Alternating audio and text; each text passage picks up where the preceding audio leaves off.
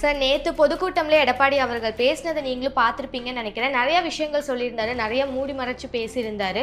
So அவர் யாருக்காக சொல்றாரு, எதுக்காக சொல்றாருன்னு நினைக்கிறீங்க? வெளிப்படையாவே சொல்லிட்டாரு. இத்தனை நாட்களா அதிமுக ஒருங்கிணைக்கணும் அந்த கேள்விகள் வந்துகிட்டே இருந்துச்சு. அதுக்கு ஒரே போடா நேற்றுக்கு பேசிட்டாரு. அந்த ஒருங்கிணைப்புக்கு வாய்ப்பே கிடையாது. ஒருங்கிணைப்புக்காக டெல்லி போறாங்களா அமித்ஷாவை பார்க்கறதுக்கு. அமித்ஷாவுக்கும் செய்தி சொல்லிட்டாரு, இனிமே இந்த ஒருங்கிணைப்பு வேலையை நீங்களும் எந்த முயற்சி எடுக்காதீங்க. இப்போ இருக்க முதல்வர் ஸ்டாலின் அவர்களே பேசியிருக்காரு.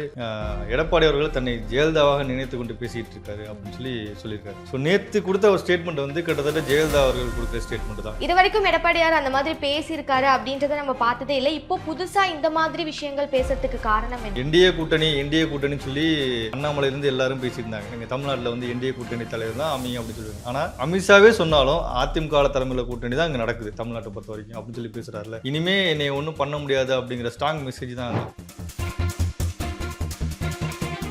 10 நாள் கெடு கொடுத்தப்போ எந்த அளவுக்கு ஒரு எக்ஸ்போஷர் இருந்துச்சோ, எந்த அளவுக்கு ஒரு ரியாக்ஷன்ஸ் இருந்துச்சோ, இப்போ முடிய போதே இப்போ எந்த ஒரு இதுவுமே இல்லாம இருக்கீங்க சார். இல்ல 10 நாள் செங்கோட்டையன் கெடு கொடுத்தாரு, அடுத்து ஒரு 2 நாள்ல இவர் தூக்கிட்டாரு. திமுக எதிர்ப்பு ஓட்டுகள்லாம் இருக்குல்ல, அதெல்லாம் கூட போகும்போது அவங்களுக்கு தோல்வி உறுதியாயிருக்கு. அந்த பயத்தினால தான் அதிமுக வீக்காக இருக்குது. அதிமுக கட்சிக்குள்ள பிரச்சனை, அதிமுக எடப்பாடி யாருங்கிறது இல்லை, எடப்பாடி ஒரு ஆளுமை இல்லை அப்படின்னு சொல்லி தொடர்ந்து பரப்புரை பண்ணுறாங்க. சரி, இப்போ அவரே ஓப்பனாக சொல்லிட்டாரு, ஏடிஎம்கேல டிஎம்கேவோட கைக்கூலி ஆட்கள் எல்லாம் இருக்காங்க அப்படின்னு சொல்லிட்டு அவர் எந்த மாதிரியான நடவடிக்கை எடுப்பாரு சார் ஃபியூச்சரில்? ஜெயலலிதா ஆட்சி காலத்தில் பார்த்தீங்கன்னா காலையில் செய்தித்தாளை படித்து தான் இன்றைக்கி நம்ம மினிஸ்டராக இருக்கோமாங்கிற அந்த என்ன சொல்றது நியூஸே அவங்க பார்த்துப்பாங்க. அப்போ அந்த மாதிரி ஒரு சூழல் தான் எடப்பாடி அவர்கள் கட்டமைக்கிறாரு. சார் ஏடிஎம்கேல எக்கச்சக்கமான அணில்கள் உருவாயிருக்கு அப்படின்ற மாதிரி உதயநிதி ஸ்டாலின் அவர் ஒரு ஸ்டேட்மெண்ட் கொடுத்துருக்காரு. அதை பற்றி நீங்கள் என்ன நினைக்கிறீங்க? திமுக விட்டு வெளியே போனவங்க வைக்கும் ஒரு அணி தான். ஸோ இன்னொரு விங்கா நிறைய பேர் இருக்காங்க. திமுக கட்சி கூட்டணியிலிருந்து திமுக மாதிரியே செயல்படக்கூடிய கம்யூனிஸ்ட் கட்சி ஒரு அணி தான், விசிகா ஒரு அணி தான். இதுக்கு மேலேயும் இந்த ஒரு டிபேட் கண்டினியூ ஆகும்னு நினைக்கிறீங்களா, இல்லை இது எப்படி ஸ்டாப் ஆகும்? இல்லை அவ்வளோதான், இனிமேல் ஸ்டாப். இவர் முற்றுப்புள்ளி வச்சுட்டாரு. இவர் கதவு க்ளோஸ் பண்ணிட்டாரு. இவர் கன்வின்ஸ் பண்ணலான்னு சொல்லி எல்லாரும் முயற்சி பண்ணாங்க, அந்த கதவு க்ளோஸ் பண்ணிட்டாங்க.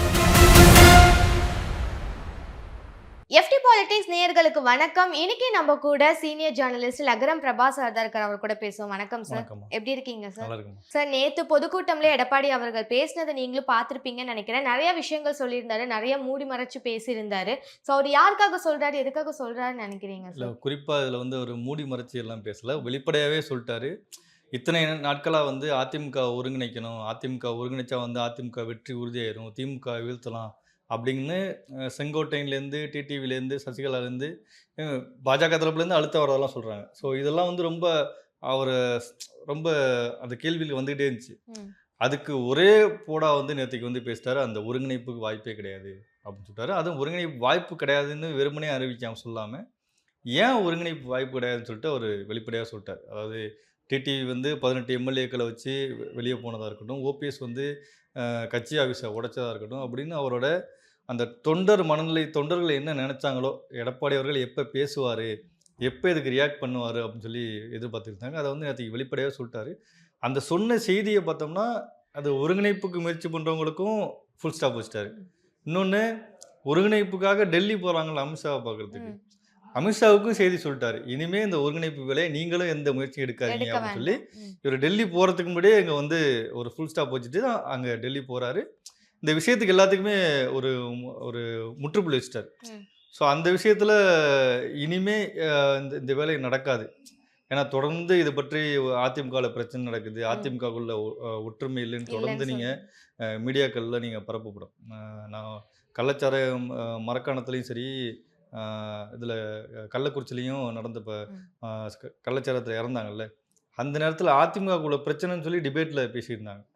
இது போல் தொடர்ந்து அதிமுகக்குள்ள பிரச்சனை, தமிழ்நாட்டில் வேறு பிரச்சனை நடந்துட்டு இருக்கும், ஆனால் டிபேட்டில் அதிமுகக்குள்ள பிரச்சனைன்னு சொல்லி பேசிகிட்டு இருப்பாங்க.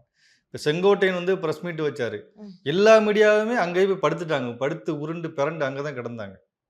ஸோ அவங்களுக்கு தமிழ்நாட்டு பிரச்சனையெல்லாம் மீடியா கவர் பண்ணாமல் அதிமுகக்குள்ள பிரச்சனை, அதிமுகக்குள்ள ஒற்றுமையாக இல்லை அப்படின்னு சொல்லி இந்த சிக்கலே உண்டு பண்ணிட்டு இருந்தாங்க. அதிமுக கட்சிக்குள்ளே எந்த பிரச்சனையும் கிடையாது. அதிமுக வெளியே போனவங்க தான் அது பிரச்சனை, இது ஒருங்கிணைக்கணும்னு சொல்லி பேசிகிட்டு இருக்காங்க. இப்போ வெளியே போனவங்களை ஒருங்கிணைக்கணும்னா நம்ம செந்தில் பாலாஜி, ஏவாவேலு, இன்னும் நிறைய பேர் அதிமுகலேருந்து போனவங்களை நம்ம ஒருங்கிணைக்க மாதிரி இருக்கும்.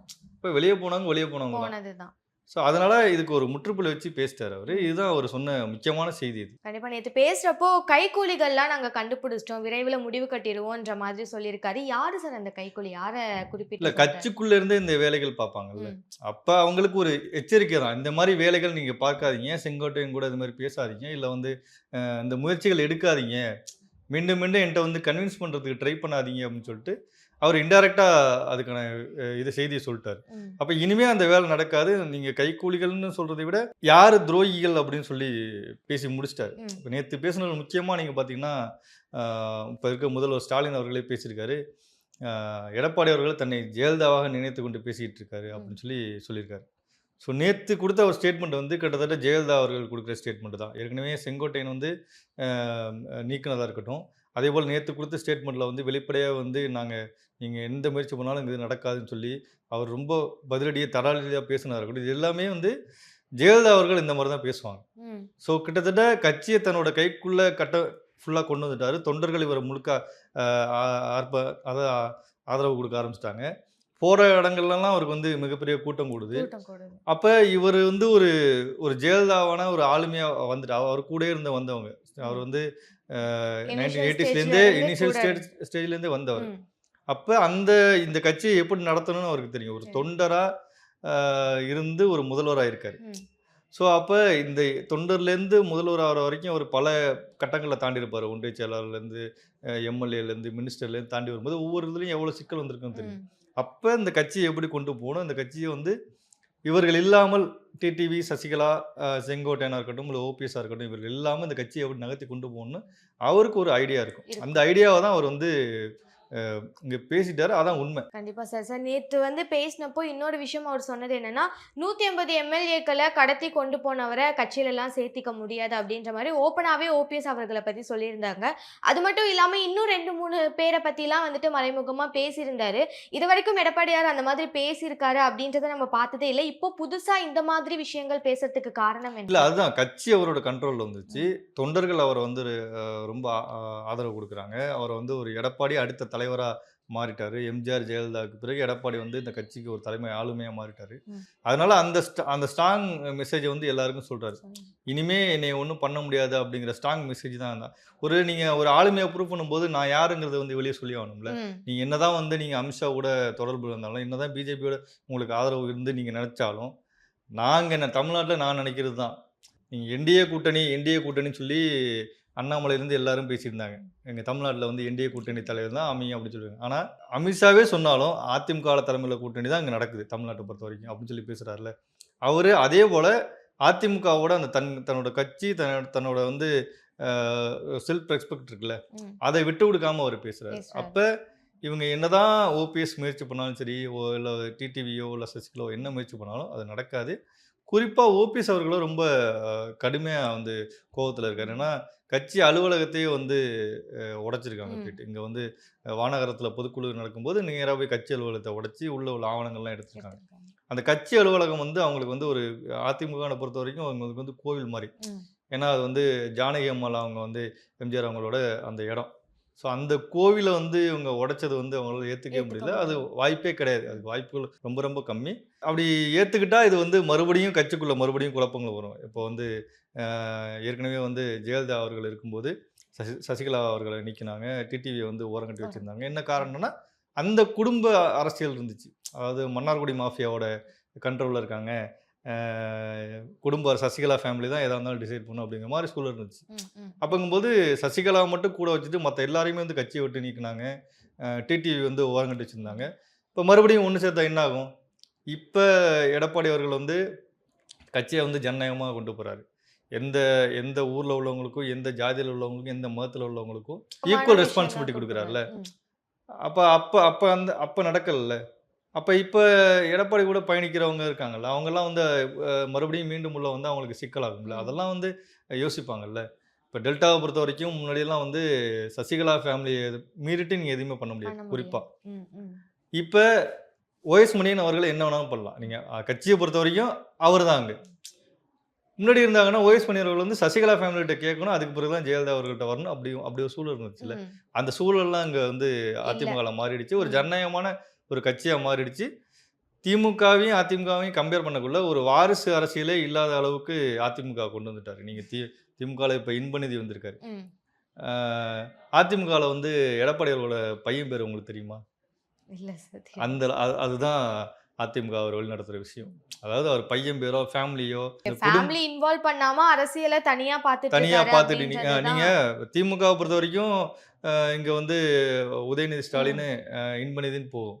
அதுக்கடுத்து அமைச்சர்கள்ல பார்த்தீங்கன்னா, பொன்முடி, கதிர் ஆனந்த் அப்படின்னு ம். சொல்லி நேரு, கே நேரு, அருண் நேருன்னு போயிட்டுருக்கும். ஆமா. ஆனா அதிமுகல அப்படி கிடையாதுல்ல. ம். அப்ப இப்படிதான் அவர் வந்து கட்சிய வழிநடத்தி கொண்டு போயிட்டு இருக்காங்க. இப்படிதான் அவரு போறாரு. சார் ஆக்சுவலா செங்கோட்டையன் அவருக்கு வந்து 10 நாள் கெடு குடுத்திருந்தாரு. அந்த ஒரு விஷயத்த வந்துட்டு ரொம்ப நாட்களா எல்லாருமே பேசிட்டு இருந்தோம். ரொம்ப டிபேட் ஷோலாம் போச்சு. அந்த மாதிரி இருந்தது. ஆனா இப்போ 10 நாள் நெருங்கிடுச்சு அப்படின்னு சொல்லலாம். முடியவே போகுது. ஆனா இப்போ வரைக்கும் அது ரிலேட்டடா எந்த ஒரு ரியாக்ஷனுமே இல்ல.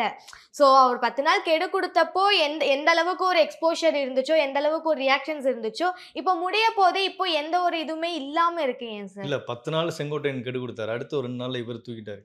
ஆமா. நீ என்ன 10 நாள் கெடு ம். குடுக்குறது? நான் உன்னையே தூக்குறேன்னு சொல்லி ஆ. தூக்கிட்டாரு.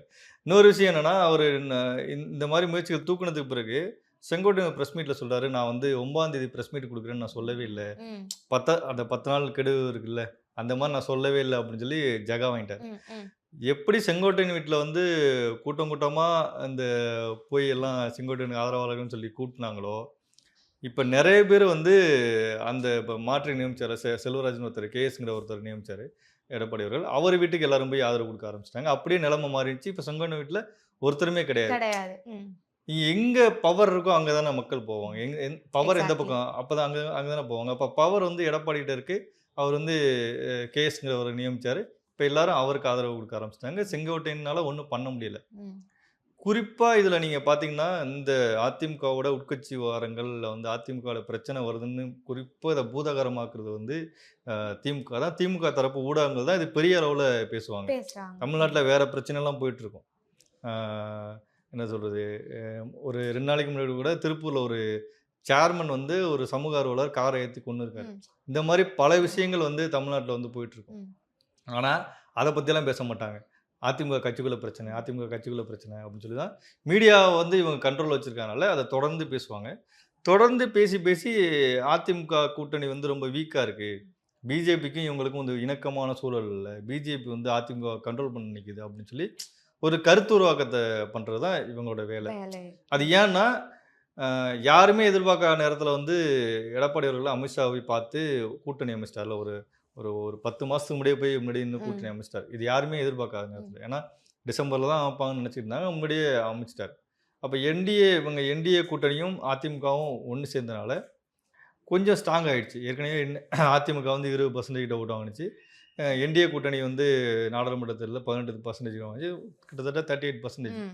ஸோ இவங்களுக்கு வந்து ரொம்ப டஃப் ஆயிரும். யாருக்கு திமுகவுக்கு ரொம்ப டஃப் ஆயிரும். அப்ப அப்புறம் திமுக எதிர்ப்பு ஓட்டுகள்லாம் இருக்குல்ல, அதெல்லாம் கூட போகும்போது அவங்களுக்கு வந்து தோல்வி வந்து உறுதியாயிடும். அந்த பயத்தினால தான் அதிமுக வீக்கா இருக்கு. அதிமுக கட்சிக்குள்ள பிரச்சனை. அதிமுகவுல வந்து எடப்பாடி யாரையும் ஏத்துக்கல. எடப்பாடி ஒரு ஆளுமை இல்ல அப்படின்னு சொல்லி தொடர்ந்து பரப்புரை பண்றாங்க. இந்த பரப்புரை வந்து அவங்களால வந்து எடப்பாடி நீங்க நினைக்கிற மாரி கிடையாது. அவர் ரியாக்ட் பண்ணுவாரு. ம். அந்த ரியாக்ஷன் வந்து திமுகல எதிர்கொள்றது ரொம்ப கஷ்டம் தான். கண்டிப்பா சார். இப்போ டிஎம்கேல இப்போ வரைக்குமே இந்த கைக்கூலிகள் அப்படின்றது இருந்துட்டு தான் இருக்காங்களா சார்? எப்படி சார் இவர் சொன்னத பார்த்தா எல்லாரையுமே கண்டுபிடிச்சுட்டேன். எல்லாத்துக்கும் ஒரு தீர்வு கட்டிடுவேன் இல்ல அப்படின்ற அந்த மாரி சொல்லி கைக்கூலிகள்னா திமுக தான். குறிப்பா பார்த்தீங்கன்னா, திமுகவோட ஒட்டி உறவாடிட்டு இருக்கவங்க தான். இதனால யாருக்கு லாபம்? உட்கட்சி எடப்பாடிய வந்து நாங்க வந்து சிஎம் ஏத்துக்க மாட்டோம். இல்ல வந்து அ இந்த அதிமுகவுல பிரச்சனை இருக்கு அப்படின்னு சொல்லி இதெல்லாம் யாருக்கு லாபம்? திமுக தான் அடுத்த முறை ஆட்சிக்கு வரும். திமுக அடுத்த முறை ஆட்சிக்கு வரதுக்கு அந்த மாரி அடிச்சுக்கணும். ம். அப்ப திமுகவுக்கு தான் இவங்க வேலை பார்க்குறாங்க. ம். திமுக தான் இவங்களுக்கு பின்னாடி இருந்து எல்லா வேலையும் செஞ்சு குடுக்குது. நாங்க வந்து எடப்பாடிய நீங்க வந்து தோற்கடிச்சுட்டீங்கன்னா, இந்த மாரி பிரச்சனை பண்ணி தோற்கடிச்சுட்டீங்கன்னா, அடுத்த முறை நம்ம வந்து கட்சிய கைப்பற்றிடலாம். இல்ல அடுத்த முறை நீங்க தனியா வந்து கட்சி ஆரம்பிச்சிடலாம் அப்படின்னு சொல்லி கூட பேசலாம். திமுக இதுக்கு முழுக்க முழுக்க இது ஊடகங்களை வைத்தும் பூதாகரமா மாத்துது. இன்னொன்னு திமுக டிடிவி, சசிகலா, ஓபிஎஸ், செங்கோட்டையன் போன்றவர்கள் நல்லா பயன்படுத்திக்கிது. பின்னாடி இருந்து அவங்க வேலைய பார்க்குறாங்க. பார்க்குறாங்க. ஆ. சரி இப்போ அவரே ஓப்பனா சொல்லிட்டாரு, ஏடிஎம்கேல டிஎம்கேவோட கைக்கூலி ஆட்கள் எல்லாம் இருக்காங்க அப்படின்னு சொல்லிட்டு, அவர் எந்த மாதிரியான நடவடிக்கை எடுப்பாரு சார் ஃபியூச்சர்ல? இல்ல இந்த செங்கோட்டையன் நடவடிக்கையிலே எல்லாருக்கும் தெரிஞ்சிருக்கும். ம். இவர நாளைக்கு நம்ம நம்ம வந்து போய் கேட்டாலோ, இது மாரி எதுவும் பண்ணாலோ, நம்ம கட்சியிலேருந்து நீக்கப்படுவோம் அப்படின்னு சொல்லிட்டு. நீங்க ஜெயலலிதா ஆட்சி காலத்தில பார்த்தீங்கன்னா, காலையில் செய்தித்தாளை படித்து தான் வந்து இன்றைக்கி நம்ம மினிஸ்டராக இருக்கோமாங்கிற அந்த என்ன சொல்கிறது நியூஸே அவங்க பார்த்துப்பாங்க. நம்ம அந்த அளவுக்கு ஏன்னா அவங்கள பற்றி தவறான செய்தி எது வந்தாலும் உளவுத்துறை மூலமாக அவங்களுக்கு செய்தி வந்துச்சுன்னா ஜெயலலிதா அவர்கள் வந்து உடனே நிற்கிடுவாங்க. சின்ன செய்தி அவங்க வந்து ஏதோ ஒரு கட்சிக்காரங்கள்ட்ட பிரச்சனை இல்லை உள்ள சிக்கல் வந்து அவங்களுக்கு செய்தி தெரிஞ்சால் கூட மினிஸ்டராக இருந்தாலும் சரி தூக்கி போட்டுருவாங்க, எம்எல்ஏ இருந்தாலும் தூக்கி போட்டுருவாங்க. அப்போ அந்த மாதிரி ஒரு சூழல் தான் வந்து எடப்பாடி அவர்கள் கட்டமைக்கிறாரு. இப்போ கட்சியில் அப்படி தான் கொண்டு வராரு. அந்த கட்டமைப்பு கிட்டத்தட்ட நெருங்கிட்டார். அது உங்களுக்கு பார்க்குறதுக்கு நம்ம வந்து டைம் நெருங்கிடுச்சு, நம்மளால் எடப்பாடி ஒன்றும் பண்ண முடியாதனால தான் இப்போ அந்த டிமாண்ட் வைக்கிறது. எடப்பாடியை நாங்கள் வந்து சிஎம்மாக ஏற்றுக்க மாட்டோம் அப்படின்னு டிமாண்ட் வைக்கிறது. ஒருங்கிணைச்சா தான் வந்து நம்ம ஜெயிக்க முடியும் திமுக அப்படின்னு சொல்கிறது. இதெல்லாம் திமுக தரப்புலேருந்து பரப்பப்படுற ஒரு நெரேட்டிவ் தான் இதெல்லாம். Okay sir. சார் ஏடிஎம்கேல வந்துட்டு எக்கச்சக்கமான அணில்கள் உருவாயிருக்கு அப்படின்ற மாதிரி உதயநிதி ஸ்டாலின் அவர் வந்துட்டு ஒரு ஸ்டேட்மெண்ட் கொடுத்துருக்காரு. அதை பற்றி நீங்கள் என்ன நினைக்கிறீங்க? திமுகலையும் நிறைய அணிகள் தான் இருக்குது. அது கனிமொழி அவர்களுக்கு தனியாக அணி இருக்குது, சபரீசன் அவர்களுக்கு தனியாக அணி இருக்குது, இப்போ வந்து அடுத்து உதயநிதிக்கு தனியாக அணி இருக்குது, ஸ்டாலினுக்கு தனியாக அணி இருக்குது. ஸோ இது எல்லா கட்சியிலையுமே இருக்குது தான். அந்த அந்த அடிப்படையில் தான் நம்ம வந்து திமுக பார்க்க முடியும். ஸோ இந்த அணியெல்லாம் கட்சிக்குள்ளே எதுவும் கிடையாது, கட்சிக்கு வெளியே போனவங்க. அந்த கட்சி திமுக விட்டு வெளியே போனவங்க இப்போ இவரும் ஒரு அணி தான், வைகவும் ஒரு அணி தான். ஸோ இன்னொரு விங்காக நிறைய பேர் இருக்காங்க. திமுக கட்சி கூட்டணிலேருந்து திமுக மாதிரியே செயல்படக்கூடிய கம்யூனிஸ்ட் கட்சி ஒரு அணி தான், விசிகா ஒரு அணி தான். ஸோ இதுதான் அவங்களுக்குள்ள அவங்க சொல்கிற விதம். ஆனால் முடிஞ்ச அளவுக்கு அவங்க அதிமுகவை டேமேஜ் பண்ணுறது தான் அந்த வேலையெல்லாம் பார்க்குறது. அது நீங்கள் உதயநிதி பேச்சிலே தெரியும். ஸோ இதை கம்பேர் பண்ணி பார்த்தோம்னா இதுக்கு பின்னாடி திமுக தான் இருக்குது, திமுக தான் இவங்கெல்லாம் இயக்குதுன்னு நம்மளுக்கு தெரியும். கண்டிப்பாக சார். சார் ரொம்ப நாட்களாக இருந்த ஒரு டிபேட் அப்படின்னா ஏடிஎம்கே உடஞ்சிருக்காங்க, யாருமே இல்லை, சரியான கட்டமைப்பு இல்லை அப்படின்றது தான் அப்போ இருந்து இப்போ வரைக்குமே இருக்க ஒரு டிபேட்டாக இருந்திருக்கு. இப்போ இவர் ஃபுல் ஸ்டாப் வச்சிருக்காரு இந்த ஒரு விஷயத்துக்கு, ஒருங்கிணைப்பா அப்படின்றது நடக்கவே நடக்காது, நான் தான் கட்சியை கொண்டு போகிறேன் அப்படின்ற மாதிரி ஒரு ஓப்பன் ஸ்டேட்மெண்ட் கொடுத்துட்டாரு சார். இதுக்கு மேலேயும் இந்த ஒரு டிபேட் வந்துட்டு கண்டினியூ ஆகும்னு நினைக்கிறீங்களா, இல்லை இது இப்படி ஸ்டாப் ஆகிடும்? இல்லை அவ்வளோதான், இனிமேல் ஸ்டாப். இவர் முற்றுப்புள்ளி வச்சுட்டாரு. ஏன் இவர் கதவை க்ளோஸ் பண்ணிட்டாரு. இவரை வந்து கன்வின்ஸ் பண்ணலான்னு சொல்லி எல்லாரும் முயற்சி பண்ணாங்களா, அந்த கதவை க்ளோஸ் பண்ணிட்டாரு. இனிமேல் வராதிங்க, எதுவும் பண்ணாதுன்னு சொல்லிட்டாரு. இன்னொன்று, அமித்ஷா போய் பார்த்தாலும் அது நடக்காதுன்னு செய்தியை சொல்லிட்டாரு. போய் பார்க்கறதுக்கு முன்னாடி இந்த செய்தியும் சொல்லிட்டு தான் போகிறாரு. நீங்கள் நான் டெல்லி வர்றேன், அதுக்கு முன்னாடியே இங்கே செய்தி சொல்லிட்டாரு, நான் வந்து யாரையும் சேர்த்துக்க மாட்டேன், இதுக்கு வாய்ப்பே கிடையாதுன்னு சொல்லிட்டாரு. அப்போ இதெல்லாம் வந்து எல்லாத்தையும் க்ளோஸ் பண்ணிட்டாரு. இனிமேல் வாய்ப்பே கிடையாது. இன்னொரு விஷயம் நீங்கள் அதில் கவனித்து பார்த்தீங்கன்னா தெரியும். இப்போ டிடிவியோ சசிகலா அவர்களையோ ஓபிஎஸ்சியோ சேர்த்தா அதிமுகவுக்கு என்ன லாபம்? அவங்க எவ்வளோ பர்சன்டேஜ் ஓட்டு வச்சுருக்காங்க? கிட்டத்தட்ட பார்த்தோம்னா ஒரு அமமுக வந்து ஒரு 1%, 2% ஓட்டு வச்சுருப்பாங்க.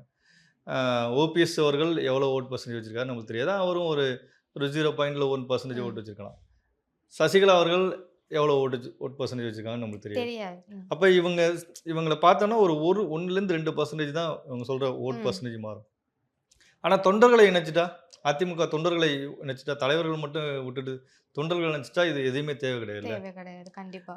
இது ஒரு பக்கம். இன்னொரு பக்கம் என்னன்னா, ஒருங்கிணைக்கணும் சொல்றாங்கல்ல, இந்த ஒருங்கிணைக்கிறவங்கள்ட்ட இவங்கள்ட்ட யாருமே ஒருங்கிணைக்கிறது கிடையாதுல்ல. சசிகலா டிடிவியோட ஒன்று சேர மாட்டாங்க, ஓபிஎஸ்சி டிடிவியோட ஒன்று சேர மாட்டாங்க. இப்போ இவங்க 4 பேர், செங்கோட்டையன் இருக்காரு, செங்கோட்டையன் இவங்க 4 பேரையும் ஒன்றா சேர்த்து வச்சு ப்ரெஸ் மீட் வைக்க முடியுமா? முடியாது. இப்போ இது எதுவுமே முடியாதுல்ல. இவங்க முதல்ல ஒருங்கிணைக்கணும். முதல்ல இவங்க ஒருங்கிணைச்சாதான் இங்கே எடப்பாடிகிட்ட பேச முடியும். இங்கே வந்து லாஜிக்காக அப்படி தான் பேச முடியும். இவங்கள்ட்டே ஒற்றுமை கிடையாது. இப்போ இவங்கள்ட்ட ஒற்றுமை இல்லாத போது எப்படி இபிஎஸ்ட்டை வந்து நாங்கள் ஒருங்கிணைச்சு இங்கே வந்து வர முடியும், அப்படி பஞ்சாயத்து பேச முடியும்? ஸோ இவங்களை சேர்த்துக்கிட்டா நிறைய உட்கட்சி பிரச்சனைகள் தான் அதிகமாக இவங்களுக்குள்ளேயே ஒற்றுமை கிடையாது. இந்த 4 பேருக்குள்ளேயே ஒற்றுமை கிடையாது. அப்படிங்கும்போது எப்படி கட்சிக்குள்ளே வந்தாங்கன்னா என்ன நடக்கும் யோசிச்சு பாருங்க. கட்சிக்குள்ளே வந்தாலும் ஓபிஎஸ்க்கு முதல்வர் பதவி இல்லை, துணை முதல்வர் பதவி கேட்பாரு. டிடிவியும் பொதுச்செயலாளர் முதல்வர் பதவி கேட்பாங்க. சசிகலா இன்று வரைக்கும் பொதுச்செயலாளர் தன்னை போட்டுக்கிட்டு இருக்காங்க. அதிமுக பொதுச்செயலாளர் சொல்லி லெட்டர் பேர்லாம் வந்துட்டு இருக்கும். அப்போ இவங்க வந்தால் பிரச்சனை தான். அப்போ இவங்களை மட்டும் தள்ளி வச்சுட்டு தொண்டர்களை ஒருங்கிணைச்சா போதுங்கிறதுல வந்து எடப்பாடி அவர்கள் முடிவு பண்ணிட்டாரு. அது வந்து சக்ஸஸாகவும் இருக்குது. இப்போ தென் மாவட்டங்களுக்கு பயணிக்கும் போதெல்லாம் அவங்க எதிர்பார்க்காத அளவுக்கு கூட்டம் கூடுதில்ல. அப்போ இதெல்லாம் வந்து ஒரு பாசிட்டிவான ஒரு சைன் தான். எந்த ஒரு பிரச்சனைகளும் வராம ஸ்மூத்தா கட்சி போகும் அப்படின்றத எதிர்பார்க்கலாம் சார். ஏன்னா இன்னும் ஒரு 4 மாதம் தான் இருக்கு அப்படின்னு சொல்லி, 4 மாதம் கூட இல்ல, முழுசா முடிஞ்சிருச்சு. அதிமுக கட்சிக்குள்ள எந்த பிரச்சனையும் கிடையாது. அதிமுக கட்சிக்குள்ள எந்த பிரச்சனையும் கிடையாது. அதிமுக இருந்து வெளியே போனவங்க தான் பிரச்சனை. அந்த பிரச்சனையை வந்து அதிமுக காரங்க மாதிரியே திமுக வட்டாரத்திலிருந்து பரப்பப்படுறது தான் அங்கே விஷயமே. கண்டிப்பா. அதிமுகலேருந்து வெளியே போனவங்களுக்கு அதிமுகலேருந்து உள்ளவங்களுக்கு தான் பிரச்சனை. ஸோ அதனால எந்த அதிமுக கட்சிக்குள்ள எந்த பிரச்சனையும் கிடையாது. பிரச்சனை கட்சிக்குள்ள எந்த இதுவும் கிடையாது. கண்டிப்பா சார். எலக்ஷன் ரொம்பவே நெருங்கி இருக்கு. சரியான முடிவு தான் வரும் அப்டின்ட்டு எல்லாரும் எதிர்பார்க்கலாம். நெறைய விஷயங்கள் சொல்லியிருக்கீங்க சார். ரொம்ப நன்றி. நன்றி, வணக்கம்.